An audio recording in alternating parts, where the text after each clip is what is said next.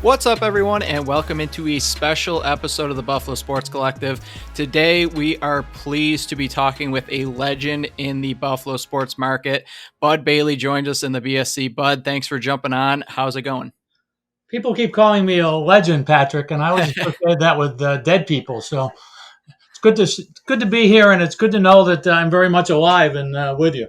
Perfect. Yeah. Now, you have been involved in one way or another in the sports world, Buffalo sports world, for the better part of 40 years, including 23 with the Buffalo News. So there's plenty of ways we can kind of take this interview. I guess my first question is, why Buffalo? Well, that was easy because my father got a job in Lancaster in 1970. Perfect. We were living in Elmira, and his company got bought out, and he needed a place to live, and he wound up getting a job at Scott Aviation in Lancaster. And I came with him. I was part of the package deal, I guess. So we moved here in 1970, and I went to high school at Clarence. And my parents eventually moved to Florida, and my sister moved to the suburban Kansas City, and I'm the one that stayed here. And here I am 53 years later, and about to celebrate my 50th high school reunion from Clarence in a couple of weeks. And I'm still here.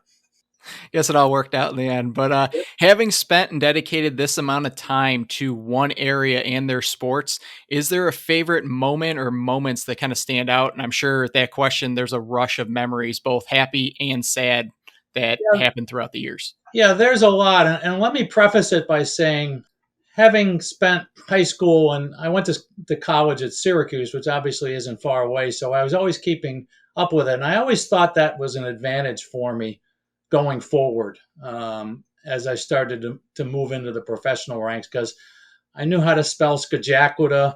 I knew where various high schools were and colleges and was familiar with them. And I really think that helped me. It's an advantage I have over the people that come in from out of town. It's not a huge advantage.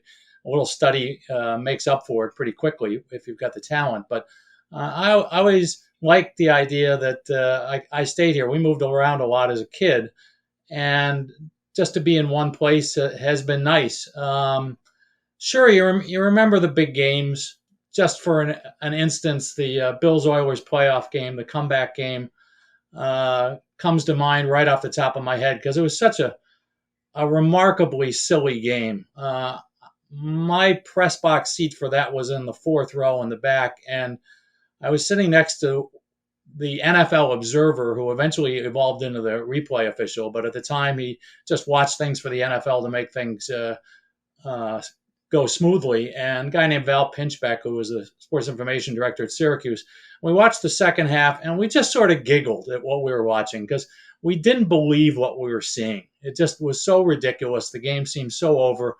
I didn't see it personally, but I know that a couple of Pittsburgh television station sportscasters who were at the game, because Pittsburgh would play the winner, at halftime made non-refundable plane reservations to Houston the following week for the next round of the playoffs. And of course, I'm sure the company accountants just loved that moment. But I remember things like the one game seven that the Sabres ever won was 1997 against Ottawa. And I remember it for a different reason, in part because my computer died in the second period. And it's a pretty big story when the Sabres are in game seven of the playoffs. And here I was Right. with no computer. So I borrowed Jim Kelly, who was working for the news as well with me, and he was columnizing. And I said, Jim, I need your computer. And I typed nonstop for most of the second and a little of the third period and sent it in just so it would have something and managed to get the story in and then went back to the office and wrote a good story. But as you said, you hang around here for more than 40 years watching games, and I'd like to think I've probably seen more Buffalo home teams as anybody in this business, and the memories do come back pretty quickly. So I think it goes without saying that to get pretty much anywhere in life, there are people that help you along the way, along that journey. So who is that one person in your life that kind of stands above the rest that you wouldn't be where you are today without them in your life? Oh, that's a good question. I guess, like anyone else, I start with my parents who didn't understand why someone would want to be a sports writer, a sportscaster, or whatever involved in the sports business. And my dad was a marketing guy for originally fire extinguishers, and he always liked sports, big golf fan. But uh, I'm not sure when I said I want to go to Syracuse, I'm sure he would have been much happier if I'd gone to an engineering school at RPI and learned that sort of stuff and been bored out of my mind for the rest of my life. But no, I was determined to do this. I've had a few good bosses over the years. Two guys that come to mind: Paul Whelan, one of the legendary characters in Buffalo sports history, and working with him and for him was always a treat. And Howard Smith took a bit of a chance on me when he was the executive sports editor of the News and brought me in 1993. And I guess he got 24 years out of me. He wasn't there for all of it, but I have learned to appreciate that gesture because that really set me up for the rest of my life in terms of quality of life and a good solid job and a pension and all those other things. So those two guys really come to mind. Pete Weber was nice to me. He brought me on as an intern when he was at WEBR Radio. And one of the things I remember was that one of my duties was to grab a goalie or a catcher's glove, and he had a street hockey stick and puck and would go in the hallways and he'd take shots at me. And I wasn't sure how that would help me in broadcasting, but it sure was fun. And Pete, again, another memorable character in Buffalo sports. So I've worked with some interesting people in that sense over the years. So the last question I got before we kind of dive into the main reason that we have you on with us today, pitch clock in baseball. I know you have a hand in running the clock for the Buffalo Bisons. So what are your thoughts on that being brought into baseball? And is there anything that you'd change maybe with how it's been integrated into the sport? I know it started in the minor leagues and is now in the major leagues. Is there anything that you might twist, or maybe you just don't even like the idea altogether? Well, I love the idea, and you can't see it, of course, but I'm wearing my Buffalo Bison shirt because I'm working the pitch clock at tonight's game with the Bisons. I think it's been great for baseball. I think the 3 hour 3:30 games tested the patience of everybody, especially in a regular season game. The Bison say nobody wants to stay past 9:30 to watch a game. It's been a really terrific move, and the majors are benefiting from it now. I just hope they don't change the rules in the postseason, as they've talked about a little bit. The rules should be the same. They speed up the game where everybody's gotten used to it. It's a much better product. There's more offense, more excitement.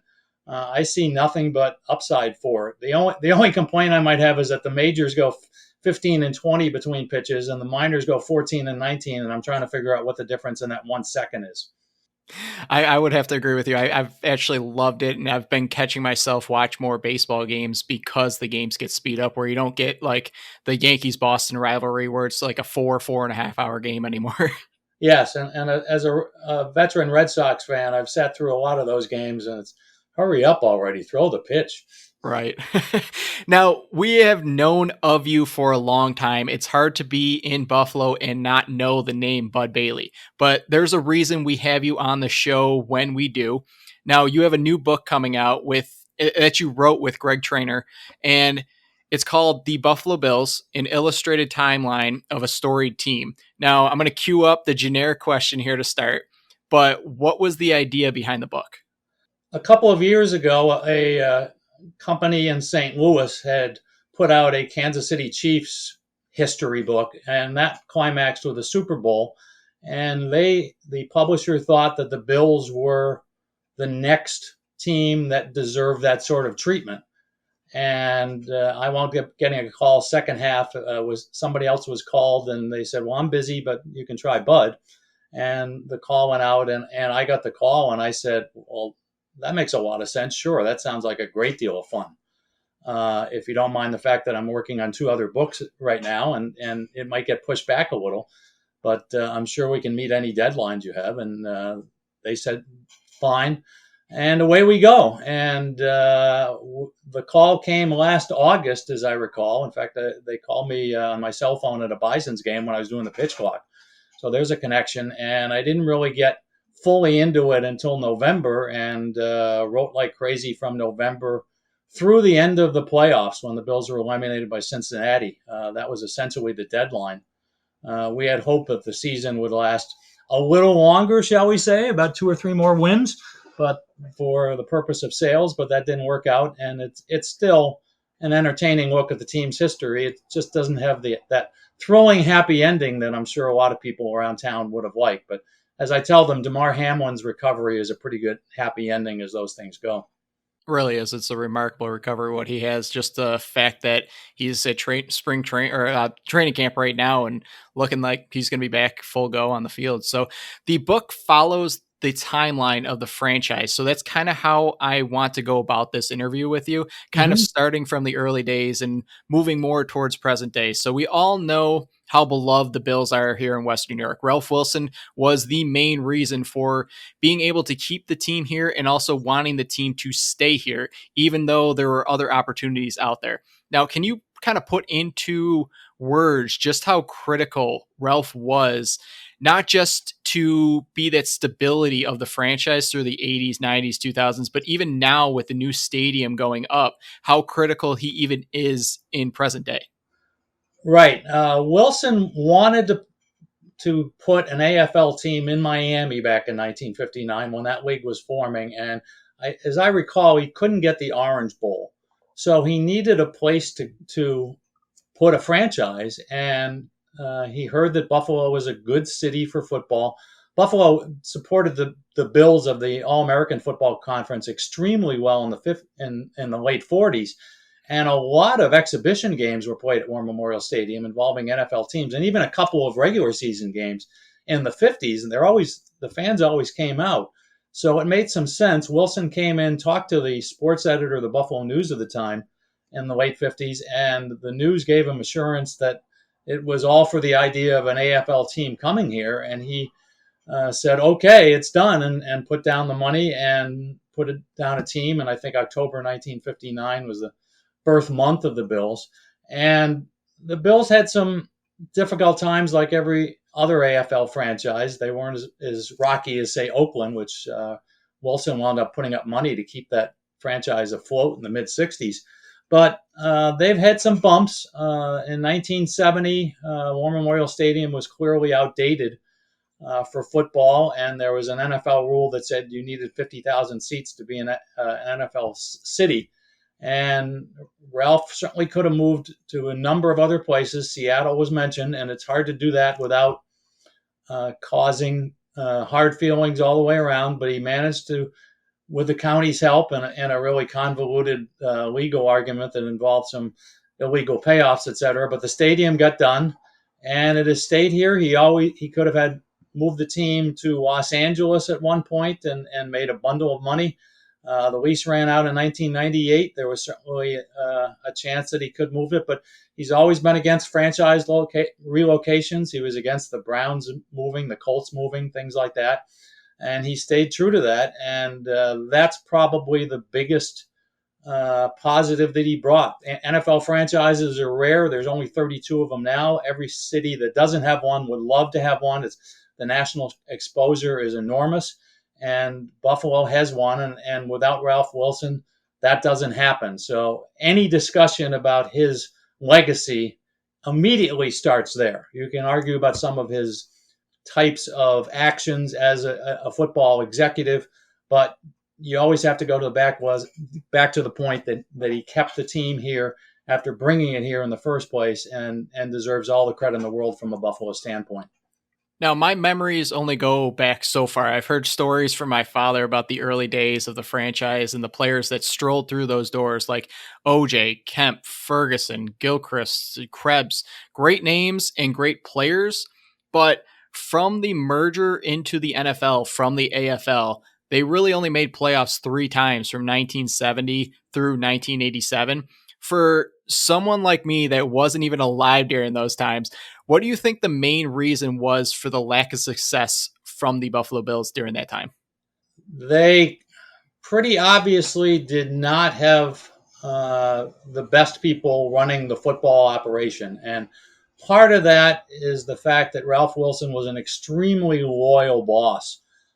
He would hire somebody, and that person would stay on for quite a while, and they've had some guys who weren't that effective in the roles of general manager and that sort of job, and it cost them. And I think Wilson even said one time that I don't think he valued winning as much as some other owners. It wasn't a winner at any cost. When he was negotiating with O.J. Simpson over the initial rookie contract in 1969, he said to OJ at one point, "Well, I can make more money if you don't play, if you're going to ask for that much money."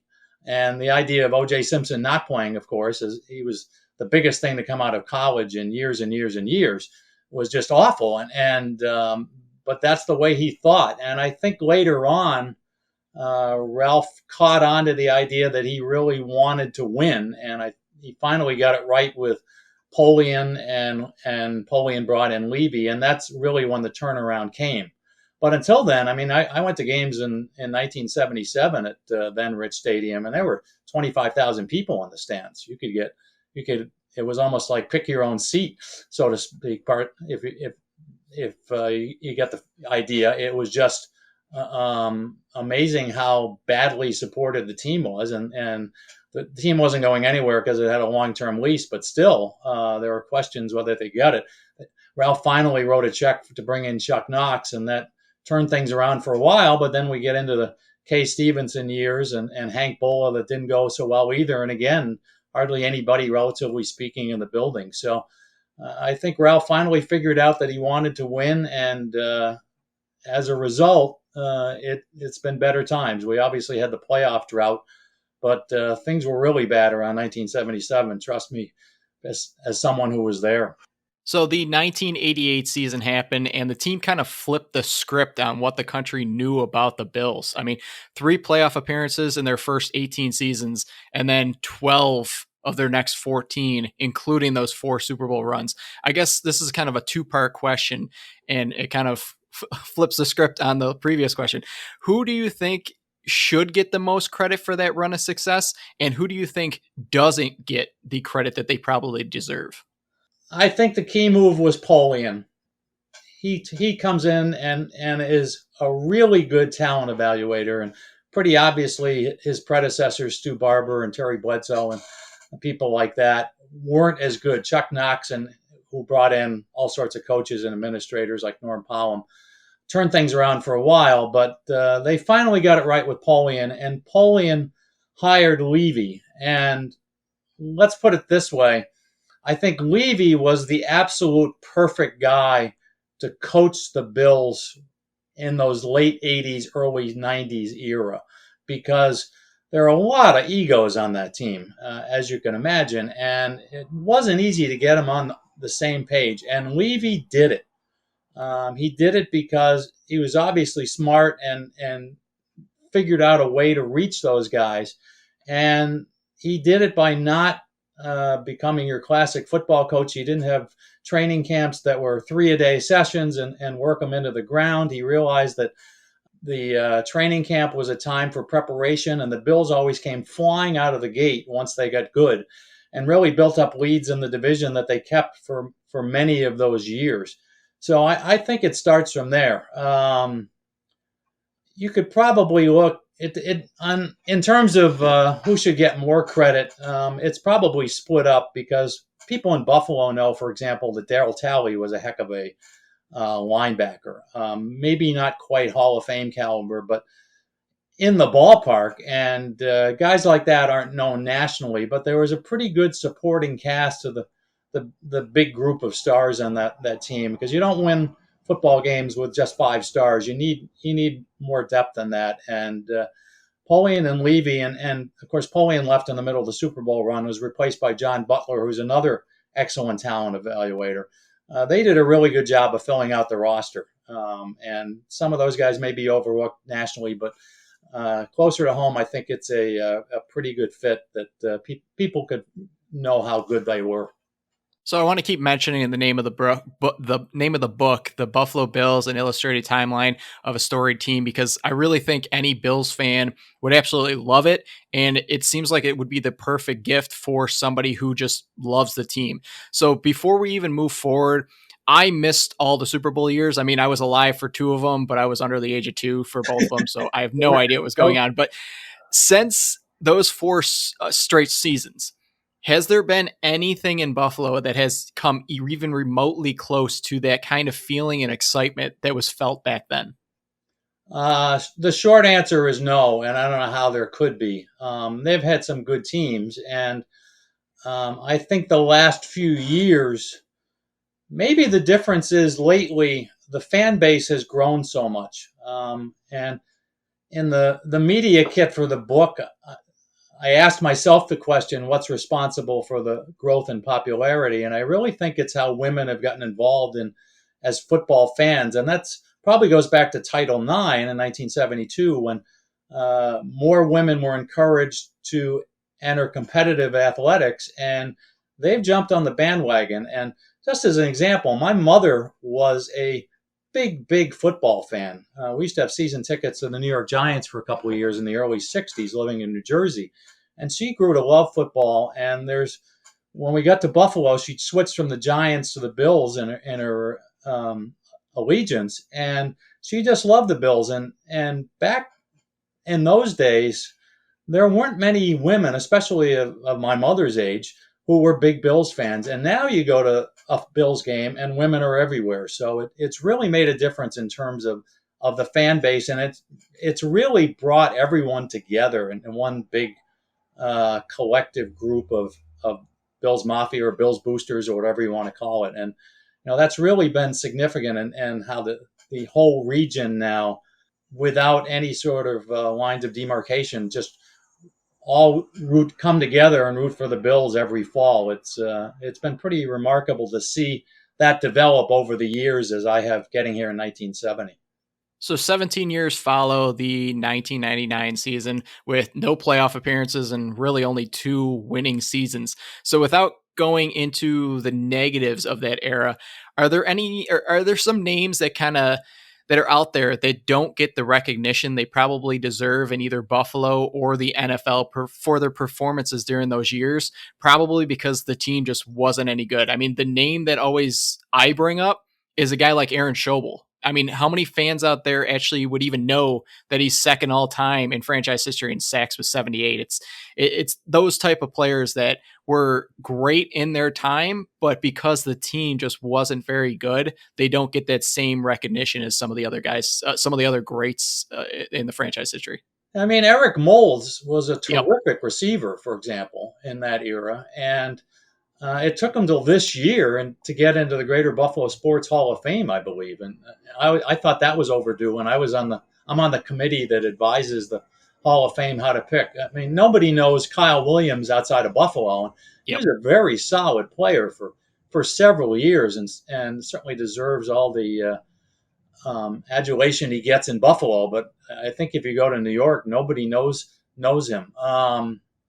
The Bills were up and down in their coaches, obviously, and somebody like Rex Ryan and Chan Gailey's tenure were pretty forgettable.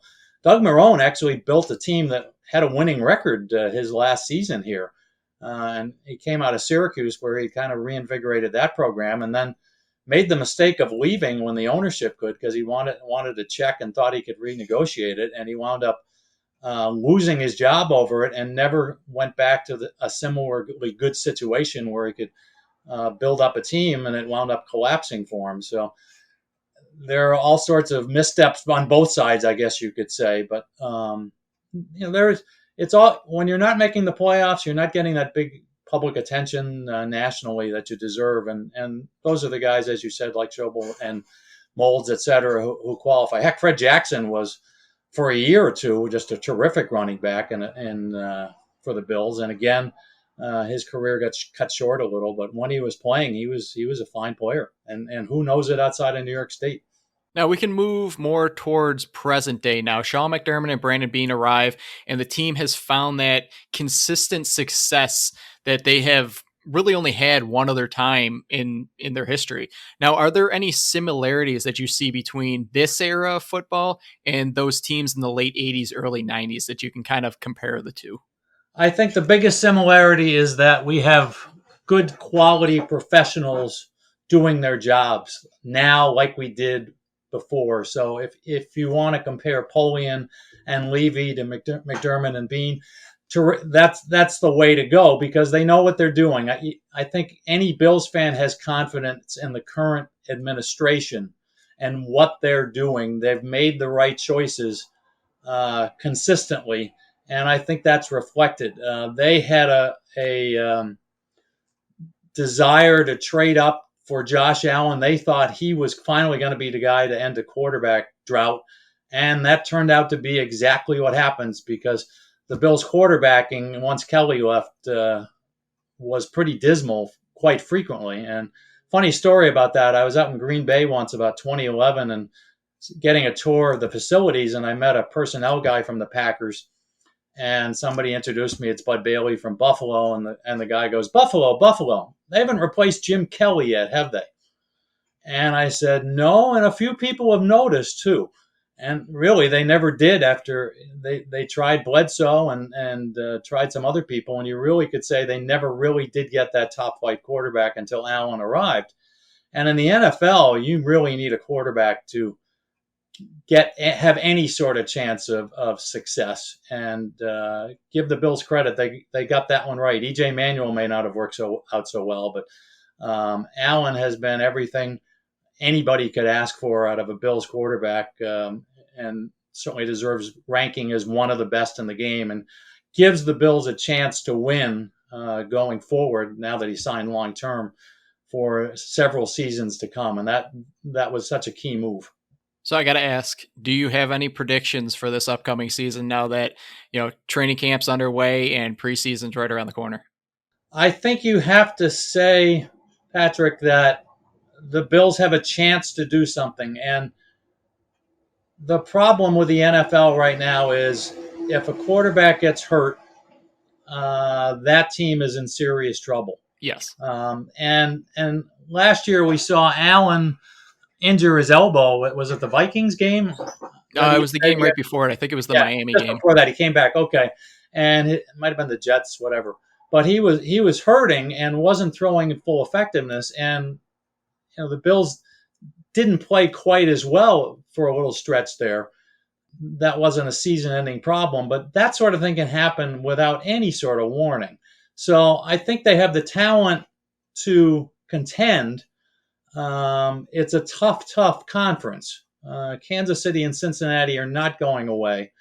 And one factor about the Bills is the cap hit for Josh Allen goes up like $24 million this year, or whatever the exact number.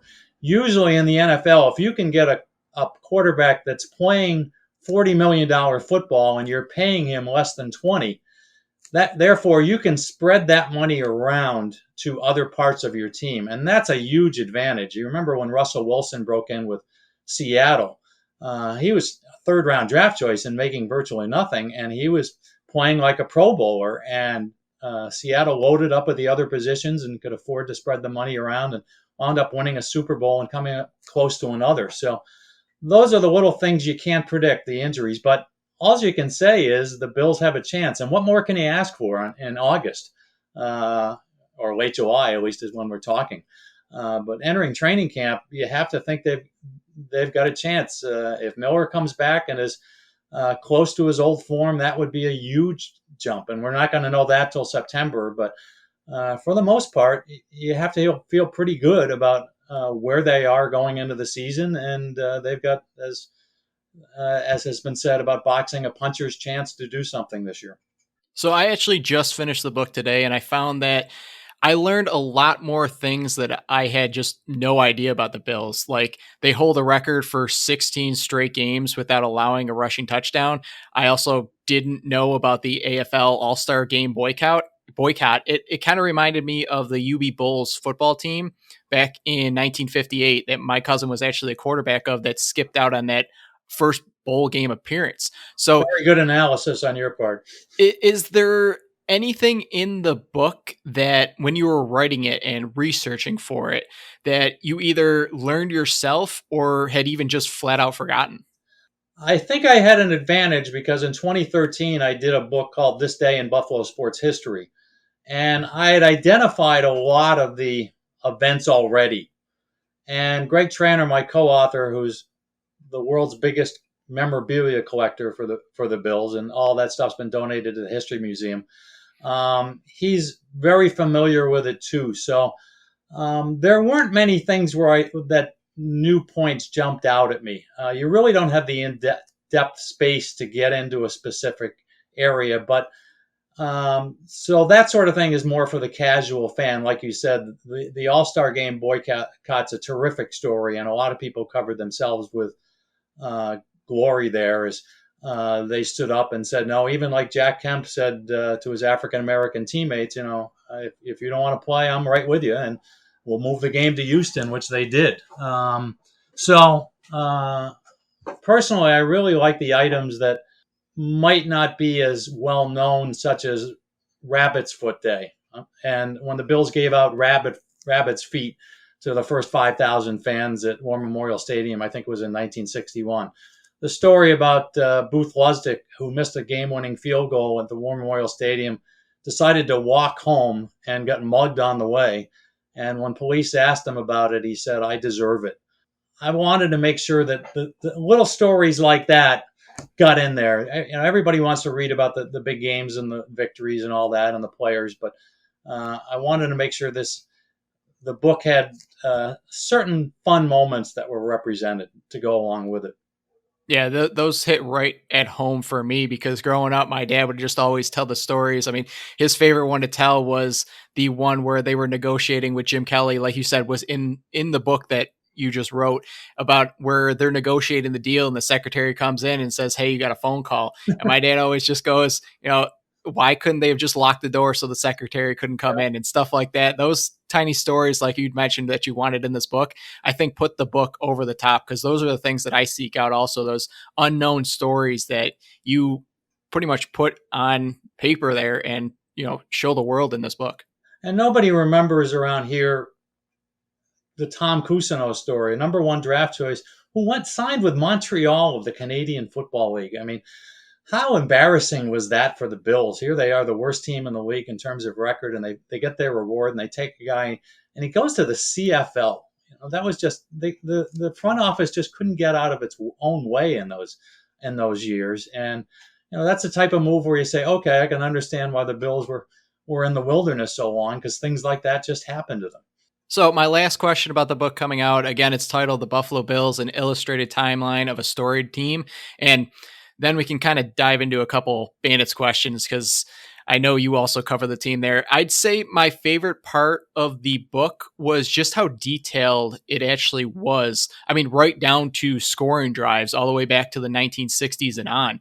So do you have a favorite section of the book? And I know you mentioned those, niche stories from the past or like a specific timeline in the franchise history that kind of stands out to you more than others. I really don't. And I'm kind of an odd fan in that sense because I'm more of a fan of football, and I'm the type of guy who thinks it's all interesting in the sense that when a team wins, it wins for a reason. And when it loses, it loses for a reason. And I'm always interested in exploring what went right and what went wrong. And for example, when I worked for the Sabres went 10 years without winning a playoff series. And I was on the inside for part of that and outside for part of that. And when I got to the inside, I learned that the Sabres really had a commitment to mediocrity. They were happy as long as they sold most of the tickets and put a competitive team out, but there was nearly no urgency to win. They really didn't get that until the early 90s when they wanted a new building because Memorial Auditorium was literally crumbling in front of them, and they felt the urgency. But before that, the Sabres never had any pressure to win because the seats were generally filled. The first 11 years essentially were sold out. So to me, it's all good, and the origin stories are fun. Back when Buster Ramsey was running around, and he was quite a character, and came in as the coach. And Lou Saban was never boring. His coach's show was a must view on TV. He used to be on Channel 2 back in the 70s, and I think all the players even watched it because they weren't sure what Lou was going to say from moment to moment. So it's all fun and as it should be because that's why we turn to sports. It's recreation, and entertainment and enjoyment. And no matter what happens, you can take some pleasure of watching it and trying to figure out going on. Yes, it's more fun to win than lose, but to me, it's all good, and that's part of the charm of it. So again, I absolutely love the book. I thought it was such an easy read and one that I kind of felt that you could set it down and come back to it or even just skip around to it. It's truly a book that looks back into the past, and the illustrations in the book are just incredible. But now we can kind of touch real quickly on the Bandits because I know, we had you on to talk about your new book, but I also know that there's some pretty big Bandits fans that listen to our show. So maybe you can kind of pull them over and, help those book sales a bit. But obviously the team won the title last year. In all sports, getting that first one out of the way just always seems to be the toughest one. And a lot of times that's the one that means the most to the players. But repeating is a whole nother animal. Now, we kind of asked each other, me and Phil, on our main show a couple weeks ago. So I'll toss this out to you. What does the team have to do to be in the same position next May to be in line for the back to back chance or opportunity that might be presented to them? Well, first of all, Patrick, let me back up just for a second and tell you that I started covering the team in the fall of 2008, and Tom Borelli had been doing it almost from year one. He didn't start covering the team in the first year, but he wound up finishing it and then stayed through 2008. And then he died in just a horrible accident at All High Stadium in the spring of 2008 or fall of 2008. After the Bandits had won, so I came in and the team's a championship team, and I'm saying, well, this will be fun. I'll be watching championships games and writing about victories and flag raisings and all that. Well, they didn't win a title after '08 until this past one, and I was starting to take it personally. But now that they've finally won after a few trips to the finals that were unsuccessful the last few years, repeating comes up. And to me, the NLL is such an interesting league compared to others. And the reason I say that is because it's not run like a typical league.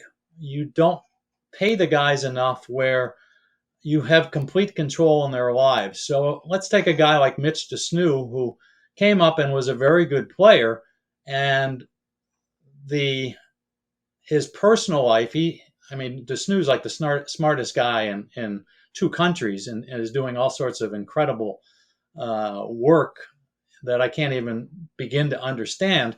He wanted to go up to Toronto and play there because it was closer to his full time job, and the Bandits allowed him to do that and made the trade to work. So you never know what sort of trades are working where someone will go to Steve Dietrich and say, I really want to be traded back to the West Coast because that's where my family is. Okay, we'll call the Vancouver team and see if we can figure something out. Pretty obviously, the Bandits have a very good roster. They would first and foremost need Matt Vince to return. He's been the guy for the Bandits ever since he arrived, and I think the idea was when he was signed, it was to bring a championship to Buffalo, and he's done that. It's funny right after the Bandits championship, they brought in Vince, Smith, and Byrne to the post game interview session, and after a few questions, I said to Matt, "I know this is obviously incredibly premature, but would you like to do this title winning stuff all over again in a year?" And Matt turned to Dane and said, "I knew someone would ask me about that." And he kind of gave a non-committal answer. And Steve Dietrich said in the handshake line after the game when he saw Vince, he said, "Don't even think about retiring, Matt. You're not done yet." So that's probably number one factor. He's got to come back. Now, you don't know who else might be missing. There's no expansion draft, so you don't have to worry about that. But guys do disappear from the league. And in some cases, other teams wind up loading up for whatever reason. And veteran NLL watchers know that Mark Matthews is as talented a player as there is in the league. He just went from Saskatchewan to Toronto, and Toronto was pretty good last year, and he's only going to make them better. So there's moves like that we'll see that come up during the course of the season, and it's hard to know. But if they keep the nucleus, Byrne and Smith and Priolo and Vince, you've got to think the Bandits have a very good chance of repeating. It's just a matter of, well, they get the bounces their way. That's probably a much longer answer than you expected, but that's okay. No, I know very well about Toronto because I got a bunch of unwelcomed dislikes from my take because before the season even started, me and Phil picked our thoughts on the finals, and I had Toronto making it to the finals, beating Buffalo, so that didn't go over well. But like you said, the Mark Matthews addition out there, if they can get back Corey Small as well, and then you got Nick Rose, who's also a UFA, they're always going to be that thorn in Buffalo's side that could stop them from repeating. But my last question here, head to head, you get one vote: John Tavares or Matt Vince. Which they're both going up on Mount Rushmore, but which face goes first out of the lacrosse players that have played? I think it's Tavares, in part because he was so brilliant for so long. He was tied for the league lead in goal scoring at age 40. Now, who does that? Right. I've got and he played in Buffalo for his entire time, and he's still coaching. So he's the face of the franchise. He's more important than anybody else, I guess, except the guy who signs the checks, because you need a team. But to me, he's the number one guy. And if you're talking all of lacrosse as the NLL, I think Vince probably is the best goalie I've ever seen, and I assume he's the best goalie the league has ever seen over the years. He's been great for years and years and years, and I always wondered when he'd come here because it was so close to his home in St. Catherine. He finally gets here, and he's been terrific since arriving here, and he played his best game maybe ever in the final game when it was needed most. Uh, so, but I think Tavares probably had more of an outcome in games and how they turned out than Vince does. So I'd probably give it to Tavares for just all around excellence since 1992. But yeah, Matt, if you're picking six guys, if you're picking your all time Earth versus Mars indoor lacrosse game, uh, I'm getting both of those guys on my roster. Right. It's really tough to pick between the two, and just to even have a conversation about a goaltender up there with a forward that does all the goal scoring. That just proves how just insane how both of their careers were. But my final question, and we can let you go because, like you said, I know you got a Bison's game you got to get to run that pitch clock.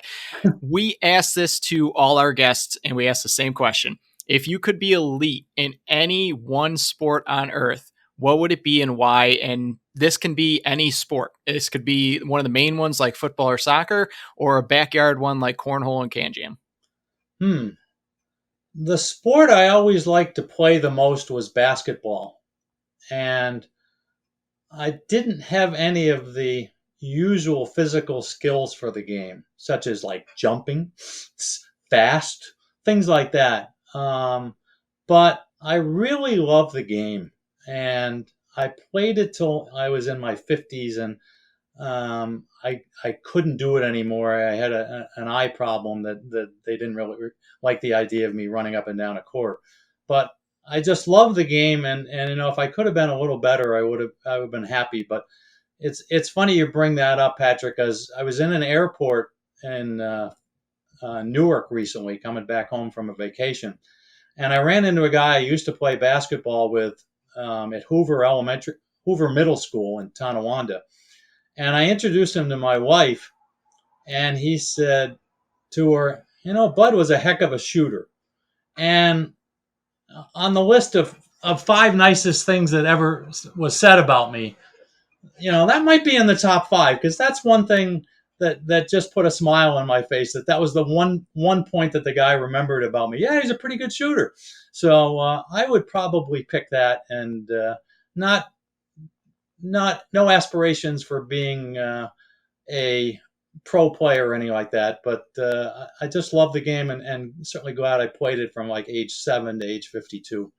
Yeah, I love the answer because I've been playing basketball since I was 3. I always like to say that my height and my skill level kind of tapered off, and that's why I reached like varsity in high school and didn't go beyond that. But, Bud, thank you for joining us on the Buffalo Sports Collective. Everyone should be following you, but for anyone that hasn't yet, do you want to let them know where they can find you, and more importantly, where they can go pre-order or just flat out buy the new book, The Buffalo Bills: An Illustrated Timeline of a Storied Team? Okay, my Twitter handle is it's Bud Bailey WDX2BB, but just search for Bud Bailey and you'll find me. The book has a Facebook page. The Buffalo Bills is the book title, and you can the illustrated his timeline. You can find it rather easily. So there's a lot of updates there. I know Barnes and Noble just got the book. I know Amazon has started to ship it. My sister got her copy today out in Kansas City, so she's happy. We're having a formal launch party at the History Museum on Thursday, August 10th. Greg's coming in for that from Massachusetts. We're both going to talk, and we're both sign as many books as anybody wants to buy. In fact, the next night we're going to be at East Aurora at the Bookworm signing books. Any of those announcements will be on the Facebook page and probably the Twitter page. So it's won't take much effort to follow us. And the reaction to the book's been great. Everybody just says it looks terrific, which it does. And Patrick, you're one of the few people that's actually read most of it. So I thank you for that, because that was the part that I was more concerned about, and of course gets ignored because everyone says, "Gee, what a great picture of Cookie Gilchrist, huh?" That's the way it goes. No, I absolutely love the book. Like I said, I encourage everybody to go out and buy it, or even, like I said, it would be the perfect gift for anybody that truly loves the team. Like, I'm probably going to go out and get the book for my dad just because I know he'll enjoy those small stories there. But again, go out and get the book wherever it is. Follow him, follow Bud on Twitter, follow the Facebook page for the new book. And I can't say enough good things about it. But again, thank you for joining us here in the BSC, Bud. Hopefully we can talk to you down the road, and good luck with the book and that future book that I don't know if you've officially announced yet, but I know my dad is going to absolutely love it. That's coming out in the fall. Well, the Buffalo Braves book is at the Yep. printers, and we're doing layout, so hopefully that'll be coming soon, and we can talk then about the Braves and Ernie D and Bob McAdoo and that group. Perfect. Look forward to it. Thanks again, Bud. Yep.